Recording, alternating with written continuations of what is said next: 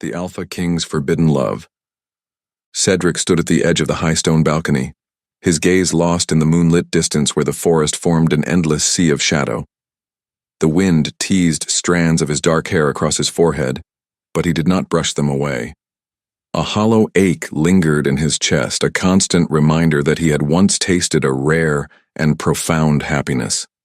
That happiness was shattered in an instant, leaving him haunted and embittered.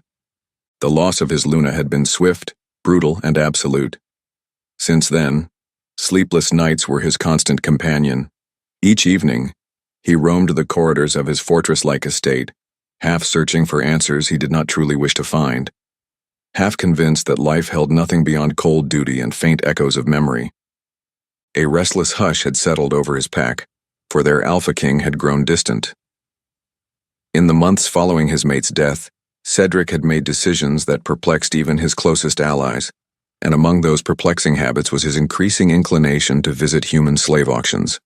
Though his beta and other confidants found this behavior unsettling, they did not dare question him. Cedric's temper had grown dangerously unpredictable, and they feared his wrath more than ever. In truth, Cedric himself could not articulate why he went, only that some persistent itch in his mind demanded he scour each filthy auction house, some hidden compulsion driving him onward. Perhaps he believed he might sense a spark of the beloved presence he had lost, or perhaps he sought a bitterness so raw it would reflect his own emotional torment. On a humid evening when the moon hung large and pale, he arrived at a dimly lit warehouse where men traded souls for coin. The heavy doors slammed shut behind him.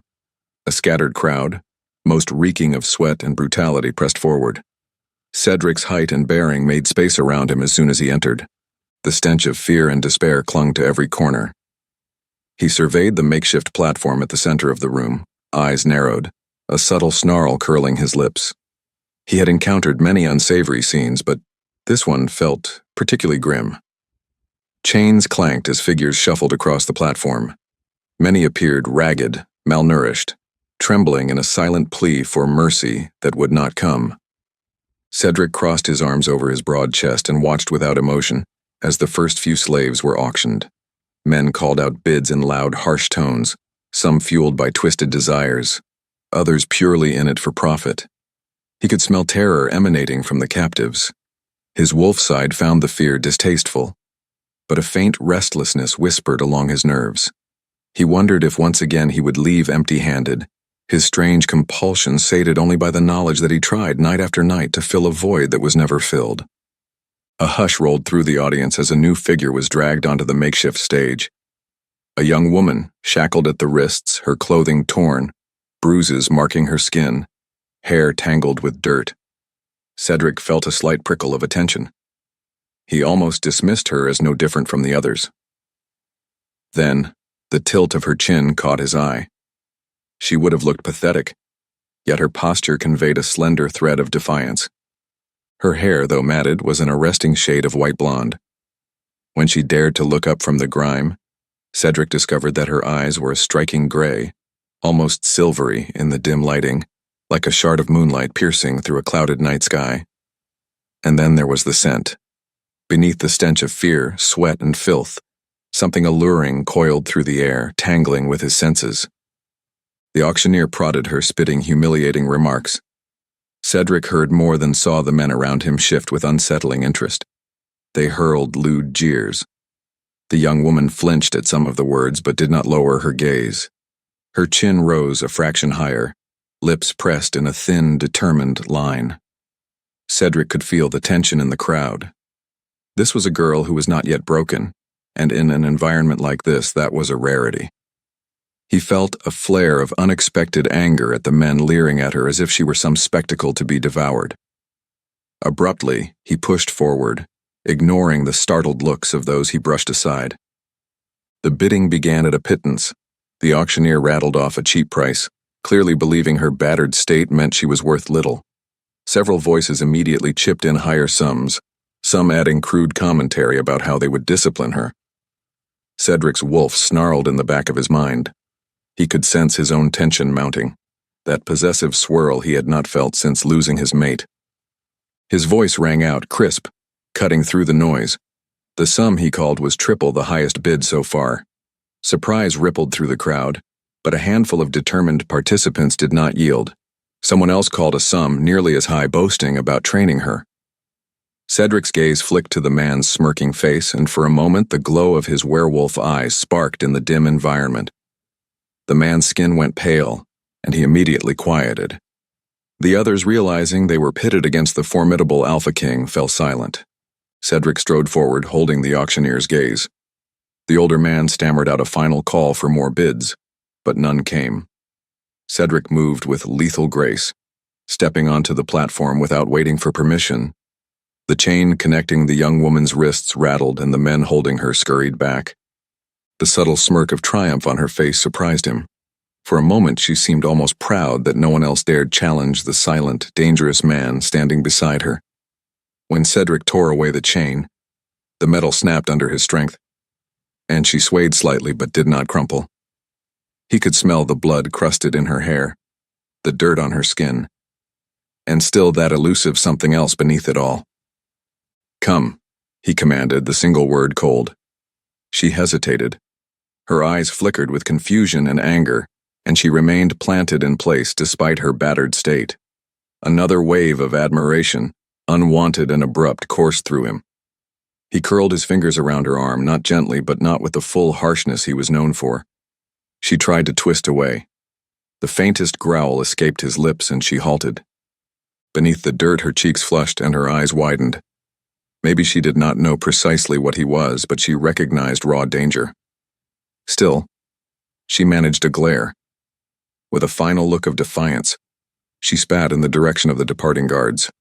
Cedric tightened his hold just enough to let her know that crossing him would be far riskier. He escorted her outside, ignoring the curious onlookers and the few who whispered rumors. It did not take long for a car to arrive, driven by one of Cedric's pack members who had accompanied him. The young woman was ushered into the back seat beside Cedric. She tried once to push away, her bound wrists making her clumsy, but he caught her easily, pressing her back against the seat. A low snarl from deep in his throat silenced her next protest. He could sense fear and defiance mingling in her scent. Neither spoke during the long ride home. When the vehicle finally pulled up to Cedric's estate, the massive iron gates groaned open. The building loomed like a dark fortress, lit only by scattered lanterns. Tall stone walls, thick wooden doors, corridors echoing with the hush of power and the secrets of an ancient werewolf lineage. Cedric propelled her inside, ignoring the raised eyebrows of the staff and the curious stares of several pack members who silently stepped aside. She tried to process her surroundings, eyes darting from hallway to hallway, from the tapestries along the walls to the flicker of candlelight. Panic and anger warred for control on her face.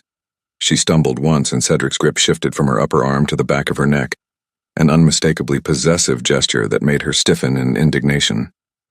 At last he guided her into a small windowless room. There was a cot, a single blanket, and a heavy door of solid oak. He released her with a gentle shove that sent her stumbling forward. She spun around on shaky legs, shooting him a furious glare. For a moment, words formed on her lips. She seemed ready to speak, perhaps to hurl an insult, but something in his cold, golden-brown gaze made her swallow it back. "You belong to me now," he said in a quiet, predatory voice. "If you want to survive, you will learn to obey." He expected her to cower or at least avert her eyes. Instead, she locked gazes with him, trembling but unyielding. Heat rippled through him, a surprising echo of something primal. He almost growled, torn between anger at her insolence and grudging admiration. He turned sharply on his heel and locked the door behind him. The beta, a wolf named Lucan, stood waiting in the corridor. He had steel-gray hair and a sharp, observant glint in his eyes. He bowed his head slightly. "You must be tired, Alpha," Lucan murmured. "Do you want me to make arrangements for her?" Cedric's reply was a curt shake of the head. "I'll decide that later," he said. Lucan watched him with a mix of curiosity and concern, but said nothing further as Cedric strode away. Cedric's private quarters lay up a winding stone staircase. He slammed the door behind him, leaning against it for a moment with closed eyes. His mind was chaos. He recalled the look on the young woman's face, a stubborn mixture of fear and resistance. Something about her spirit reminded him of, but he refused to allow that memory to surface. Instead, he stripped off his jacket and tossed it aside, ignoring the pang in his chest. Even so, her scent clung to his senses, a faint yet potent aroma that both comforted and unsettled him. He could not rid himself of the question. Why had he purchased her so impulsively? Sleep did not come easily. The nightmares of his lost Luna returned, but this time, fleeting images of a defiant, gray-eyed captive intruded, tangling up his usual torment with something different, something equally disturbing. When dawn arrived, Cedric left his chambers on too little rest. He directed a pack soldier to deliver some necessities to the captive, then made his way outside. Training grounds spread out before the estate, where several young wolves sparred under a watchful instructor's eye. Cedric walked among them silently, measuring their techniques. A few paused in deference, but he gestured them to continue. He crossed to a corner where Lucan was conferring with a tall, wiry she-wolf named Mira, the lead trainer. They acknowledged Cedric with respectful nods. "Any news from the northern pack?" Cedric asked in a low voice, almost monotone. Lucan shook his head. "Nothing that suggests hostility, but they've been quiet lately." Cedric grunted, his mind drifting back to the presence locked in a small room within his fortress. "Double patrols near the borders.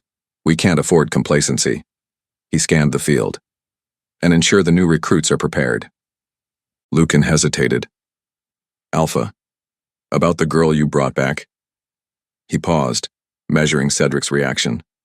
"What do you plan to do with her?" Cedric's jaw tightened.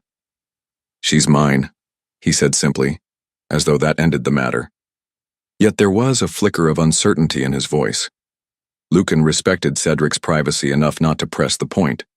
He only nodded, stepping away to fulfill the order. Cedric left the training grounds and ventured back inside. The quiet corridors felt oddly suffocating. He made his way to the small, windowless room. The key turned in the lock with a grinding click, and he pushed the door open. Sarah stood in the center, wrists still bearing faint bruises from the manacles. She stared at him. For a moment, neither spoke. He noted that someone had left water and a bit of bread on a tray, though she seemed reluctant to consume it. She appeared exhausted, and there were new welts on her arms that he did not recall from the previous night.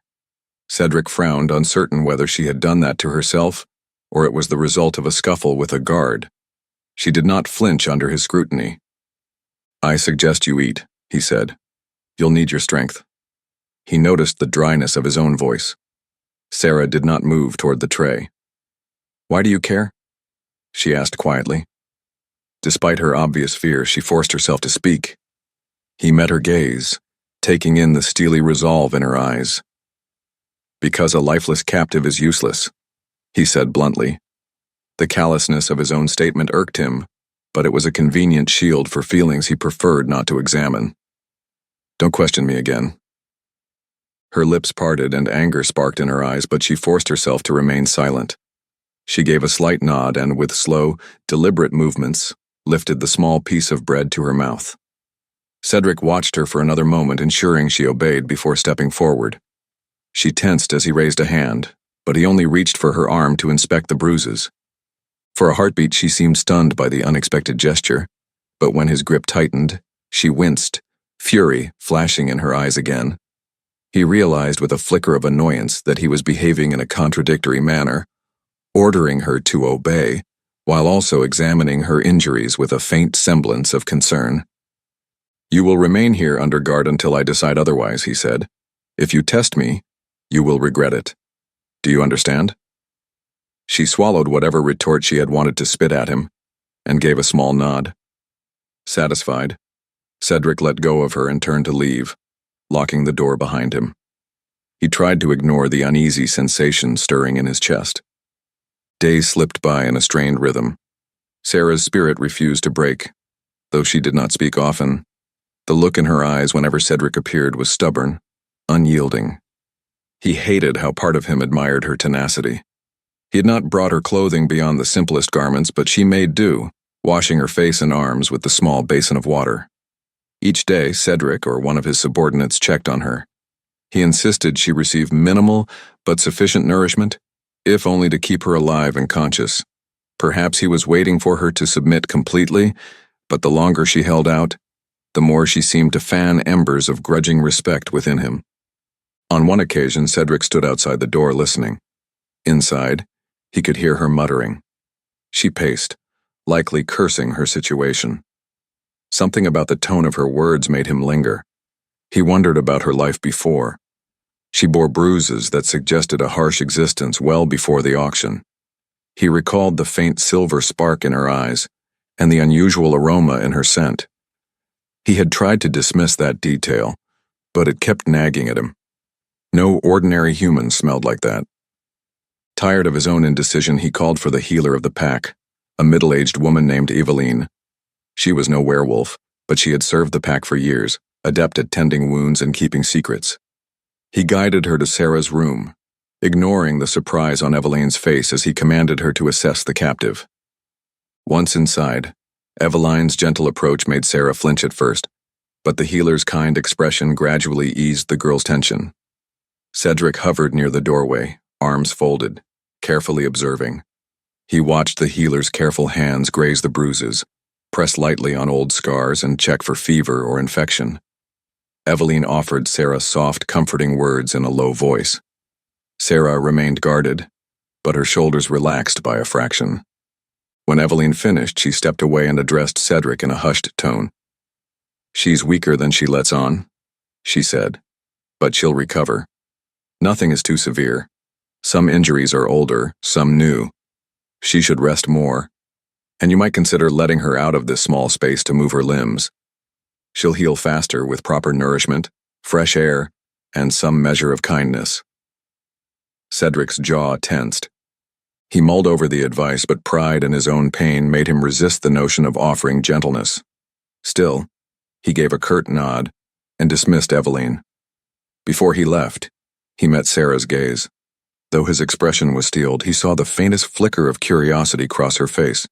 She seemed unsure why he cared enough to have a healer examine her at all. A week dragged into 2. Cedric's daily routine continued. He oversaw pack matters, scanned the horizon for threats, and tried to ignore the hollow place inside him. Yet now, he had an additional fixation: Sarah. Each time he checked on her, he felt the tension swirl. She defied him openly only on occasion, but there was a subtle war in the way she refused to cower. More than once, Cedric caught himself remembering the warmth of her skin when he grasped her arm, or the faint, shimmering silver of her eyes when she glared. The memory unsettled him so deeply that he took to avoiding her for stretches of time. Instead, he sent Lucan or another subordinate to deliver messages, food, or instructions. However, the restlessness in his gut did not subside. Finally, he could take it no longer. Late one night, Cedric found himself walking through the corridors toward that familiar door. Lucan was posted nearby. The beta's eyebrows lifted in mild surprise at Cedric's appearance. "I can wait elsewhere if you like," Lucan offered. Cedric shook his head and signaled for him to open the door. Inside, he found Sarah curled on the cot, arms hugging her knees. She scrambled to a wary seated position when she noticed him. Soft candlelight cast shadows across her face, highlighting new bruises that had turned faintly yellowish as they healed. Her expression was guarded, but he could see the gleam of strong will behind her exhaustion. "You haven't tried to escape lately," Cedric remarked in a low voice. She snorted softly. "Where would I go?" she retorted. "I don't even know where I am, and you've got guards everywhere." Her voice was laced with frustration but also resignation. Cedric advanced a step. She tilted her face up to maintain eye contact, refusing to avert her gaze. "What is your name?" he asked. She blinked, momentarily thrown off balance, perhaps surprised he had never asked it properly before. "Serafina," she answered, her tone crisp. "But people usually call me Sarah." Cedric tested the sound of it in his mind. "Sarah," he said quietly. "Your eyes." He caught himself, frowning. "They're unusual." She shrugged. So I've been told. A strained silence followed as Cedric tried to find the words for the questions that gnawed at him. He did not want to appear weak or uncertain, yet confusion circled in his thoughts. Finally, he settled on a different path. You disobey me often, but you're still here. He studied her reaction. You must realize there are worse fates than living under my roof, captive though you may be. Sarah's expression darkened. I'd rather be free and dead than caged and alive. She bit back. The remark stirred an unexpected pang in Cedric. He knelt suddenly, startling her, so that they were nearly at eye level. His presence radiated raw power, and she tensed. You speak of freedom as if it's a simple thing, he murmured. But from what I see, you've known little kindness out there, have you? She did not reply. Her lips pressed into a thin line, and she turned her face slightly away, though not fully. Cedric recognized the pain behind her defiance and resisted the impulse to soften his tone. He stood, taking her silence as answer enough. From now on, you will eat proper meals, and you will be allowed an hour in the courtyard each day. If you attempt to run, you'll regret it. She bristled. I'm not a dog to be tossed scraps or walked on a leash. Cedric exhaled slowly, ignoring the spark of annoyance. I'll treat you as I see fit, Sarah, he said. But if you comply, you might find your stay here less unpleasant. She looked ready to protest further, but wisely bit her tongue. Cedric gave a final nod and left. Lucan locked the door behind him. Word spread quietly among the pack that their Alpha King had purchased a stubborn human slave, keeping her under lock and key. Some wondered if she was to be a mere diversion for him, especially in the wake of his grief, or whether she was destined for a darker purpose. Yet rumors began to percolate among the staff who brought food and water, noticing the bruises on her arms and how quickly they faded after a few days. One guard swore he had found her at night leaning against a wall, still awake and alert, when she should have been exhausted. Another reported that while she was in the courtyard under supervision, she had stared at the moon with an intensity that unnerved him. Cedric dismissed these whispers as exaggerations, at least at first. One morning, Lucan approached Cedric with a serious look. Alpha, he said quietly, the men are talking. They say the girl heals faster than expected, and she has an odd scent. Cedric's features remained stony, but inside he felt a tremor of suspicion. I've noticed, he admitted. Lucan pursed his lips. Shall I investigate? Cedric shook his head. I'll handle it. Keep an eye on her. If she shows any sign of unusual strength or tries to flee, restrain her. But do not harm her unnecessarily. Lucan raised a brow slightly but nodded, stepping away. That evening, Cedric prowled through the corridors, restless with unspoken questions. Eventually, he found himself in the courtyard. The moon was near full, shining bright upon the stone walls and scattering pale light across the trimmed hedges. There he saw Sarah walking under guard, as per his new decree. She wore simple gray attire that had been provided to her. Bruises that once covered her arms had faded to faint traces. She caught sight of him and froze, the guard stepping aside respectfully. Her expression was wary, a mixture of resentment and surprise that he was there. Without a word, he gestured for the guard to leave. Reluctantly, the man obeyed. Sarah stood beneath the moonlight, shoulders rigid, eyes reflecting the silver glow. Cedric approached quietly, watching her for any subtle sign of what he now suspected might lie beneath her human exterior. She swallowed and dropped her gaze to his chest as if debating whether or not to show submission. The corners of Cedric's lips twitched in a humorless half-smile. I've heard interesting rumors about you, he said. She let out a soft scoff. I'm sure you have. People love to whisper about the captive. Cedric took a step closer, the soft crunch of gravel underfoot. They say you heal quickly, that you barely tire, and that your scent is unexplainable. Sarah's pulse fluttered at the base of her throat. Maybe I'm a witch, she said sarcastically. Cedric's eyes narrowed. Are you? She actually smiled, a hard, humorless expression. Do I look like I can cast spells? She retorted. Cedric's wolf senses picked up the quickening of her heart. He moved in, close enough that she could feel the heat emanating from his body. "What are you?" he asked in a low voice, lacking the usual commanding edge. For a moment she appeared genuinely puzzled. "I'm just a human," she said, though there was uncertainty in her tone, as if she didn't fully believe her own words. A muscle twitched along Cedric's jaw. He could smell the truth in her confusion, but also something underlying that. Perhaps she was ignorant of her own nature. A swirl of possibilities flickered through his mind. He reached out suddenly, gripping her chin, tilting her face upward to the moonlight. She resisted, but his hold was unrelenting. Her eyes flashed with that silver hue, and something deep within Cedric responded instinctively, as if a chord had been struck in his chest. His wolf stirred in the recesses of his consciousness, not with anger, but with an emotion akin to longing. Alarmed, he released her abruptly and stepped back, turning his head aside. Sarah exhaled shakily, trying to hide her rattled nerves, though her heart continued to pound. That night, Cedric did not sleep. His mind was besieged by questions about her identity and by an unwanted but insistent connection he felt each time their gazes locked. Memories of his lost mate taunted him, stirring up a caustic brew of guilt and anger. He wanted to reject the possibility that he might feel even a shred of attraction or empathy for someone else, especially a captive who remained defiant. And yet a part of him had begun to wonder if she was more than just a chance purchase at a slave auction. Not long after, everything changed. The first sign was subtle, a suspicious presence lingering at the southern edge of his territory. Scouts reported strange tracks, large footprints that might belong to a hostile werewolf pack. Cedric doubled the border patrol. Tensions rippled among his wolves and training intensified. He became absorbed with these matters, spending less time monitoring Sarah directly, trusting the guards and Lucan to keep her contained. Meanwhile, Sarah found small ways to build her strength. When taken to the courtyard, she did discreet exercises, stretching her limbs, running sprints back and forth under watchful eyes.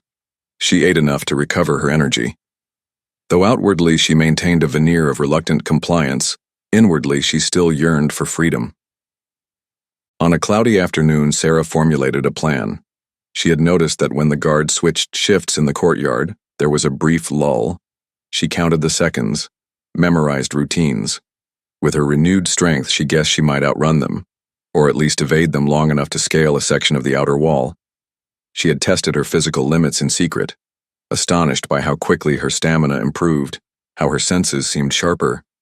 She no longer wrote it off as pure adrenaline. Some nights when she dozed on the cot, she imagined hearing a faint whisper in her mind, like a voice calling to her from a vast distance. She dismissed it as a hallucination brought on by exhaustion. Still, it comforted her in the darkness, reminding her that there was something more to her that she had yet to unravel. When the moment came, she acted. The guard opened the courtyard gate, ushered her forward, and then turned to speak with the soldier who was set to relieve him. Without warning, Sarah bolted, racing across the stones with startling speed. Shouts erupted behind her. Heart pounding, she leapt over a low barrier, ignoring the jolt of pain through her ankles. She spotted a rough section of the wall ahead, where time had worn the mortar between stones. The barrier was tall, but if she could climb fast enough, maybe she could drop to the other side. She reached it just as a half-dozen guards came thundering around the corner. Teeth gritted, she scrambled upward, ignoring the scrape of stone against her palms. She had nearly reached the top when a hand closed around her ankle, jerking her off balance. She kicked wildly, catching her pursuer on the chin. He yelped in surprise, loosening his grip, and she managed to haul herself up another few inches. Then a second guard seized the waistband of her clothes and yanked her down. She tumbled to the ground with a harsh thud, the impact knocking the breath from her lungs. Furious, she struggled, but they wrestled her face down. Rough hands pinned her arms behind her back. She bared her teeth, letting out a strangled yell. The guards were about to bind her more securely when a commanding voice sliced through the commotion. "Enough!" Cedric emerged from a side entrance, eyes blazing. Lucan followed close behind, both breathing hard as if they had raced over at top speed. The guards parted, revealing Sarah pinned to the cobblestones. Cedric stepped in, grabbing her arm and hauling her upright. She fought with all her might, adrenaline surging. He tightened his hold until she cried out. Their gazes locked, and an electric tension crackled between them. Beneath the anger, there was a pulse of recognition, something neither of them could properly name. "You foolish girl," Cedric snapped, voice low, thick with rage. "Did you really think you could outrun me? Outrun my entire pack?" Sarah refused to respond. Her chest heaved, hair falling in wild tangles over her eyes. The taste of blood lingered on her split lip. Cedric's menacing presence loomed over her, and she felt an inexplicable surge of heat in her veins, a savage spark of defiance. "I'd rather die trying," she spat. At her words, the wolf within Cedric roared with primal ferocity. He lifted her by the collar of her shirt, forcing her to stand on her toes. "You know nothing of death," he growled, "or of how merciful I've been." She twisted, and something in her posture, the raw desperation, made the hair on the back of Cedric's neck stand on end. A swirl of uncertainty pulsed through him. The guards tensed, suspecting he might punish her violently for her attempted escape. Instead, Cedric abruptly threw her over his shoulder. She let out a muffled protest, fists pounding on his back, but he hardly noticed. With measured strides, he marched back into the building through a maze of corridors until he reached a spare chamber deep in the estate. He kicked the door open, set her down, and locked the door behind them. The space was larger than her previous cell, with a single high window that let in faint daylight. Sarah stumbled, still dizzy from being tossed about. Cedric stalked around her, unstoppable fury emanating from every tense line of his body. She watched him warily, keeping her distance. "You refuse to learn," he snarled. "Every day, you test my patience. You should have realized by now that I'm not so easily trifled with." She pressed her back to the wall, fists clenched. "I'll never stop fighting," she said, voice trembling with anger. "I'd rather be free for a moment and suffer the consequences than live in a cage for the rest of my life." Cedric advanced until they were mere inches apart, his expression cold enough to freeze fire. For a moment, Sarah thought he might strike her or forcibly subdue her. Instead, he seized her wrists, twisting her arms behind her back, pressing his body close to hers so she couldn't move. She felt his breath near her ear, and her pulse hammered so hard she could barely think. "You are my property," he whispered icily. "Do not forget that." She shuddered, torn between rage and a strange thrill she refused to acknowledge. Something deep within her responded to his dominating presence, a dark spark that both terrified and excited her. She forced her voice to remain steady. "And if I don't want to be your property?" Cedric's grip tightened. "That's irrelevant. Now, you will learn obedience, if I have to force it into you." The threat in his tone made her tense, and she stared at him, her heart wild in her chest. Slowly, he released her, stepping back with visible effort. She leaned against the wall, arms sore from the rough handling. He turned as if to leave, but paused at the door. "I'm placing more guards outside," he said. "Try running again. And next time, you'll end up in a place far worse than this." With that, he departed, leaving her alone. She sank to the floor, breathing heavily, her mind a swirl of turmoil. His nearness had sparked a tumult of conflicting emotions. Part of her hated him with every fiber of her being for treating her as a possession. But another part, one she feared to acknowledge, had felt something resonate in that moment. As the days passed, Cedric carried out his threat of tightening security. 2 or 3 guards accompanied her whenever she was allowed outside for a short walk. She saw no chance for escape. She tried not to think about the strange swirl in her chest whenever Cedric was near. His cruelty still angered her, and yet she could not deny a deeply buried fascination. Sometimes he was gentler than she expected, as if fighting an internal battle of his own, only to revert to bitter coldness moments later.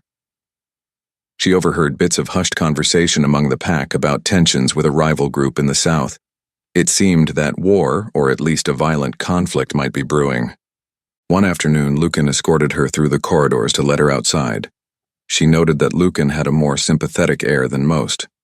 He addressed her politely, and though he was clearly loyal to Cedric above all, he showed moments of kindness. They reached the courtyard and she felt the sun on her face. With a sigh, she closed her eyes, savoring the warmth. Lucan stood a respectful distance away, arms folded, while two other guards kept watch. Just then, a faint voice tugged at the edge of her consciousness. Her eyes snapped open. She glanced around, seeing no one speaking. Yet the voice came again, a low, distant murmur, as though someone were calling her name from inside her own mind. She stumbled, pressing a hand to her temple. Lucan tensed, stepping forward. "Are you all right?" he asked. "What's wrong?" She shook her head, confused and disoriented. The voice whispered again, but the words were incoherent. She squeezed her eyes shut, feeling something stir in the depths of her chest. A sudden wave of dizziness made her drop to one knee.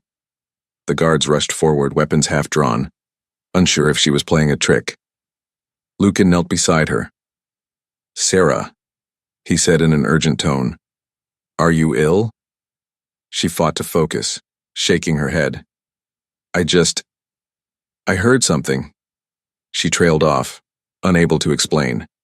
Before Lucan could question her further, Cedric strode onto the scene.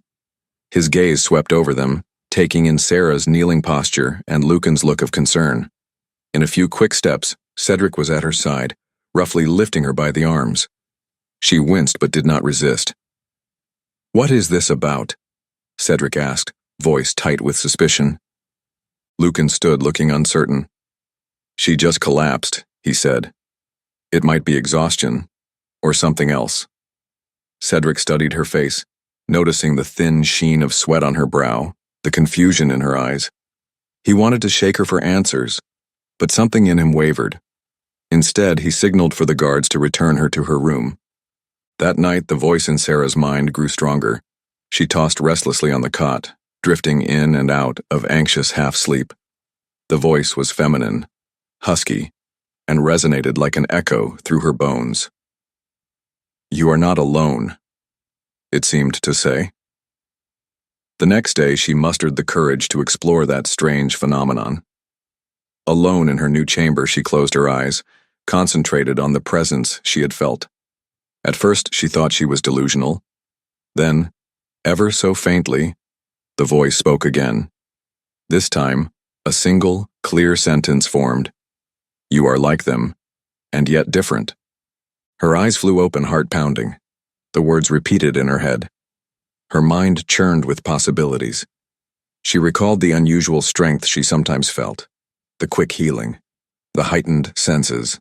Fear mingled with a stirring sense of hope that she had never known. Could it be that she wasn't fully human? The thought was both exhilarating and terrifying. She had heard rumors in hushed corners about half-breeds, children of werewolves and humans, though many believed such a union was impossible or cursed. But if this voice was her wolf?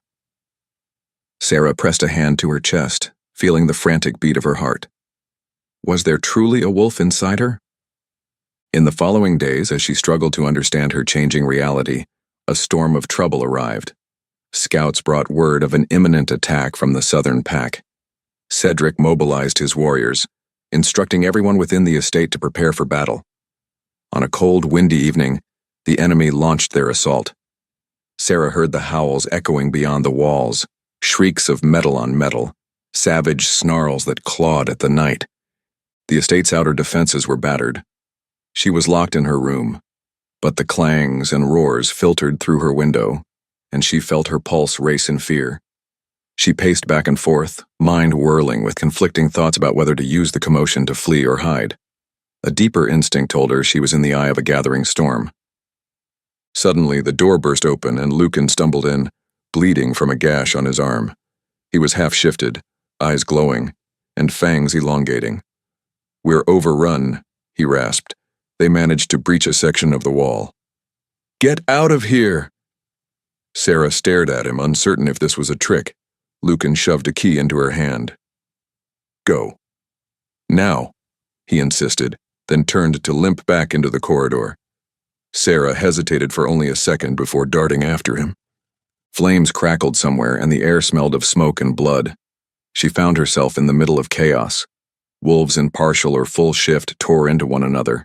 Bodies littered the floors. Her heart thundered, and the voice in her mind rose in volume, stirring her blood. As she darted through the corridors, she nearly collided with Cedric himself. He was fully shifted into a towering black wolfman hybrid, eyes blazing. Blood matted his fur, but he moved with lethal precision. When he spotted her, a flash of recognition cut through his rage, but an enemy's lunge diverted his attention. She stood stunned as Cedric and a massive gray-furred opponent slammed into each other. The force of their collision shook the walls. Cedric snarled, driving the intruder back. Sarah could scarcely breathe. For a moment she wanted to flee, but the sight of Cedric, threatened and surrounded by savage shapes, made her stop. Why should she care?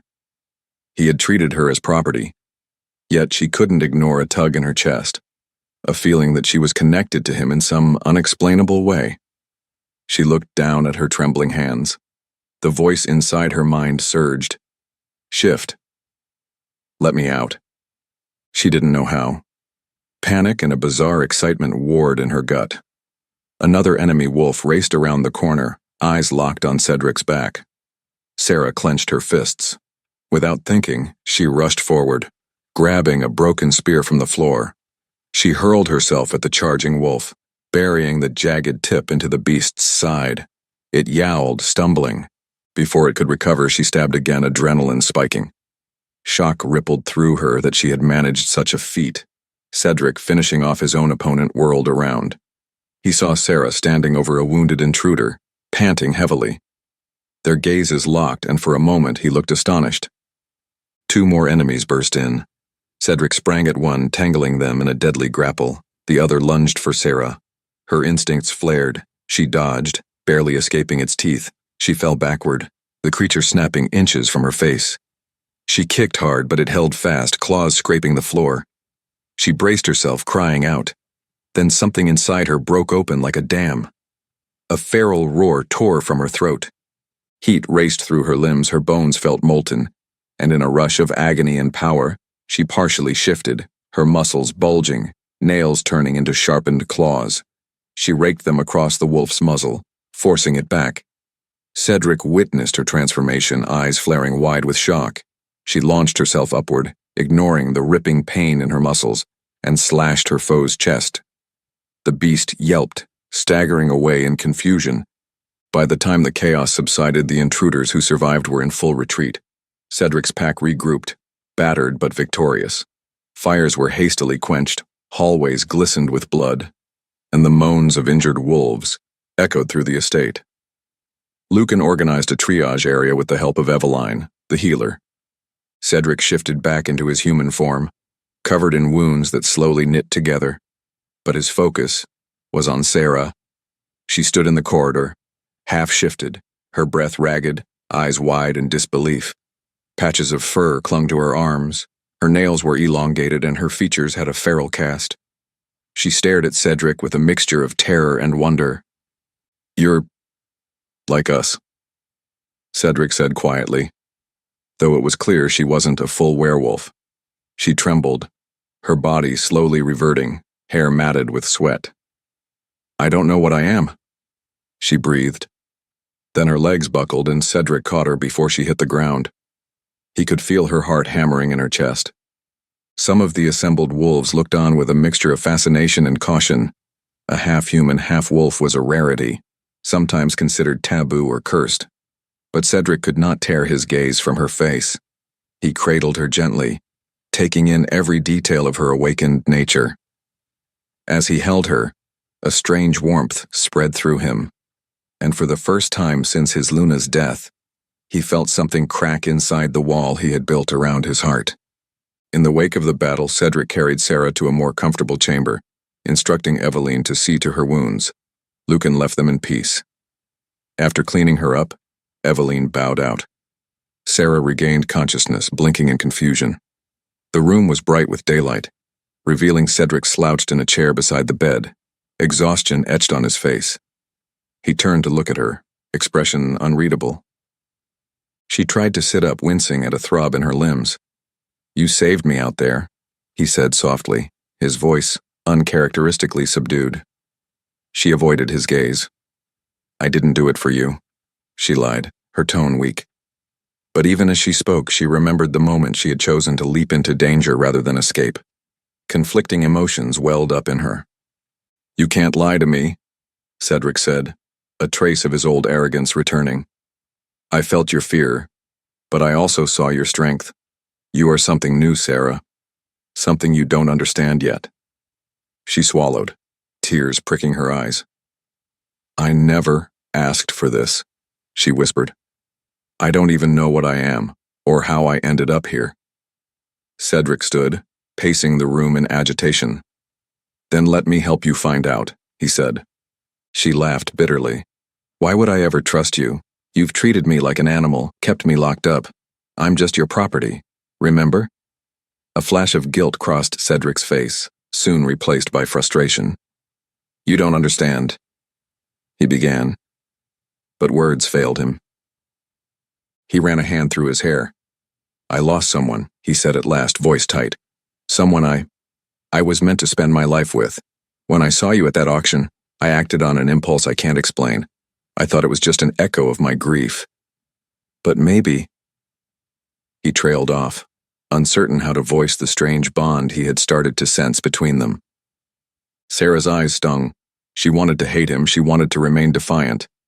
But the memory of his arms lifting her to safety after the fight, the fierce concern in his eyes, left her conflicted. Slowly she said, "I don't forgive what you did, and I'm not sure I ever will. But I can't deny there's something going on. I hear this voice in my head, a wolf's voice calling me. Now I've discovered I can shift, at least partially." Cedric drew closer, eyes intent. "If you let me, I can teach you. I don't fully understand your hybrid nature, but my pack and we can help you discover it." She studied his face for a long time, searching for deceit. Though he appeared cold and guarded, she sensed no lie in him at that moment. "I'll stay," she said finally, "but not because I'm yours.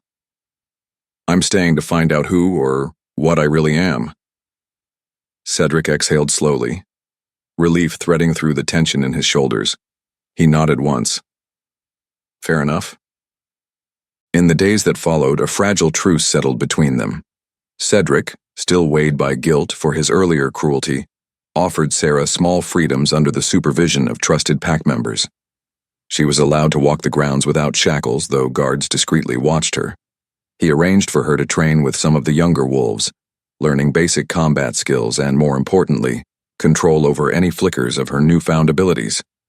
At first she resisted, still bristling with resentment at the memory of his harsh treatment. Yet, as she sparred under the open sky with the pack warriors, she found a strange sense of belonging. They accepted her hesitantly, some out of respect for Cedric's orders, others out of genuine curiosity and sympathy. She discovered that her senses were sharpening each day, her strength edging closer to that of a full werewolf, though not quite matching it. Cedric watched her from a distance, arms folded, expression inscrutable, but she could feel his gaze lingering on her. At night, she sometimes dreamt of him, torn between fury and a slow-burning desire she refused to name. She woke more than once sweating, tangled in the sheets, the memory of his intense eyes haunting her. When they crossed paths, tension charged the air. He tried to keep his distance, but occasionally the warmth in his tone would slip through. She, in turn, tried to keep her guard up, yet she found herself drawn to glimpses of the man beneath the hardened Alpha King facade. One evening, as twilight bathed the courtyard, Sarah practiced the partial shift with Mira, the lead trainer, who barked instructions. Cedric stood by, silent. Sweat dripped down Sarah's temples, her body aching with the strain of forcing a half-transformation. She managed to let her claws and canines emerge, eyes glowing a pale silver, but holding that state took all her concentration. Suddenly, she faltered, losing her balance. Cedric appeared at her side, catching her arm before she fell. She gasped, looking up at him. Their eyes locked. His hand, warm and steady, gripped her forearm. In that moment, a current of tension sizzled between them. She did not pull away, and he did not let go. Mira cleared her throat awkwardly, taking a step back. Cedric's gaze lingered on Sarah's half-shifted form. He could sense the raw power simmering just under her skin, and a fierce protectiveness surged in him. This was no mere captive. She was something he was beginning to cherish, though he fought to keep that realization from unraveling him. At last, he released her gently, turning to Mira with a brief nod. Mira resumed the lesson, and Cedric watched, his chest tightening whenever Sarah stumbled or cried out in exertion. After training ended, Cedric offered Sarah a water skin. She took it, drinking greedily, her eyes never leaving his. "Thank you," she murmured, pressing her lips together afterward as if surprised by her own politeness. He only inclined his head. Without another word, he walked away, though she saw the turmoil in his posture, the tension that came from a man fighting emotions he did not want to feel. That night, Sarah wandered the corridors, unsettled by the swirling conflict in her heart. She knew Cedric was not a kind man. He had proven that repeatedly, dominating her from the moment he bought her. And yet something in him had changed since the night of the battle. She sensed remorse and vulnerability beneath his stern exterior. She also recognized that, in spite of everything, she felt drawn to him. The idea infuriated her, made her feel weak, but she could not deny it. She made her way to the library, a quiet chamber filled with old tomes and a single flickering lamp. The door creaked slightly, revealing Cedric inside, pacing between the shelves. He halted, turning in surprise at her appearance. They stood there, illuminated by the faint golden glow. "I didn't realize anyone else came here," she murmured. He shrugged, tension evident in the set of his shoulders. "I don't sleep much," he said. "Sometimes I find it easier to wander." She nodded, not sure whether to approach or retreat. The silence stretched. Finally she spoke, voice subdued. "I want to know more about half-wolves, about my kind." Cedric studied her, then nodded toward a particular shelf. "I've read some older accounts," he said. "Not many. Half-wolves are rare often, hidden away or—" He trailed off, letting her fill in the grim possibilities. She stepped closer, scanning the spines of ancient books. "Why would anyone hide them?" she asked. Cedric hesitated. "Some believe hybrids are unnatural. Others see them as potential threats, more unpredictable than full-blooded werewolves or pure humans. There have been stories of them wielding abilities that surpass normal wolves or failing to master any shift at all. It varies." They stood side by side, reading snippets from thick yellowed pages. She found references to ancient pacts that forbade any union between humans and wolves, tales of ostracized offspring, even savage hunts to exterminate those deemed unnatural. A cold chill passed over her. Cedric glanced at her from the corner of his eye. "You see why it's dangerous?" he said quietly. "If word spreads that you're a hybrid, some might want to destroy you." She closed the book, hugging it to her chest, eyes distant.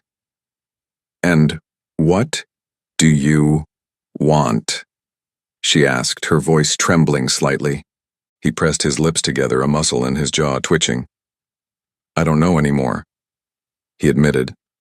"At first I wanted to keep you under control, to break you if need be.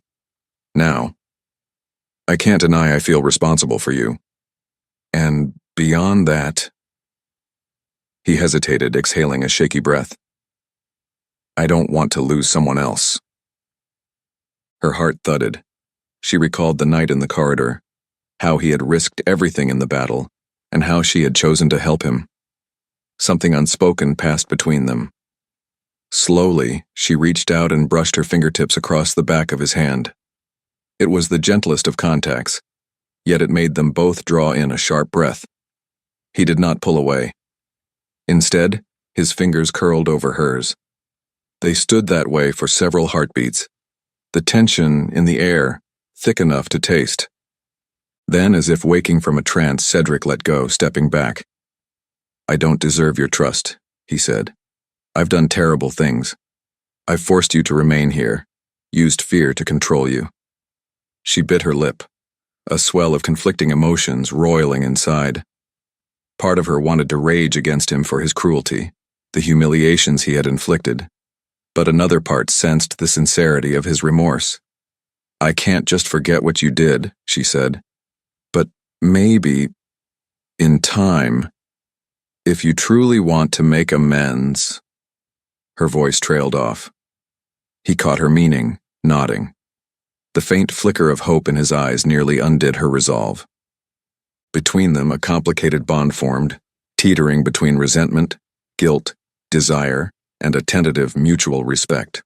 Their arguments were fierce, fueled by unresolved anger and buried trauma, but their reconciliations were unexpectedly tender, filled with unspoken longing.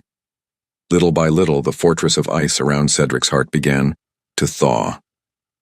He found himself drawn to Sarah's fierce independence, her refusal to cave to darkness even when she had every reason to do so. For Sarah, the lines of hatred she had once drawn so clearly blurred each time Cedric showed her small kindnesses or defended her against a prejudiced pack member. She remembered his cruelty too well to fully trust him, yet each shared moment of vulnerability chipped away at her defenses. Still, she wrestled with the guilt of feeling anything resembling affection for the man who once treated her as a mere possession.